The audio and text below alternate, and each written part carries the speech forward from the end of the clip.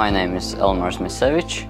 I participate in drone races, and I have been in this hobby for about 6 years. I went to a summer camp that was associated with drone racing. I learned to solder and to fly with drones there. This is the drone. I race with it. I participate in races and they are quite fast. They go approximately 200 kilometers per hour. And to control this drone, we use a remote controller. And they come in different sizes, different colors.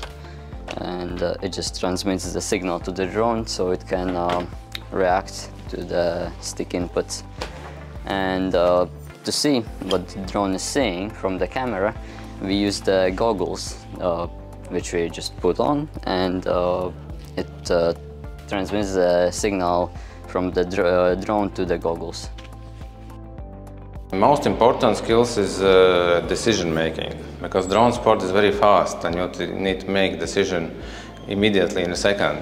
And this also helps him in the real life later on to make very important decisions for him. In Latvia we have many drone racing clubs where we teach kids how to solder and repair, fly, and we also organize different competitions in different cities and compete to each other. Kuri audzēkņi nāk uz drona pulciņu, viņi sākotnēji domā, ka viņi vienkārši izklaidēsies un viņi viņus lidinās, bet tas iekļauj arī gan to dronu izgatavošanu. Mums šeit ir pieejams frēzes un presēšanas ierīces, ar ko var paši viņi izgatavot. Un, jā, tad šis aspekts, kā piemēram konkursu, sacensību rīkošana, ir ļoti būtisks, lai noturētu to uzmanību. Tā viņi arvien vairāk saprot, kas vispār ir drons un ko ar to var iesākt, un tā iesaistīt vairāk interesi visā programmēšanā, elektronikā, kur šīs prasmes ir arī ļoti būtiskas kādās citās dzīves jomās. If you fly more, you crash, you broke your drone and you need to fix it. And then I came in to help him. And this is how we started to manage this hobby together. I learned together with him actually, because this was also new sphere, new industry for me, these drones. I would definitely like more people to get into this hobby, because I think it's quite misunderstood, and people could use the knowledge, about drones, because it helps with other stuff in life.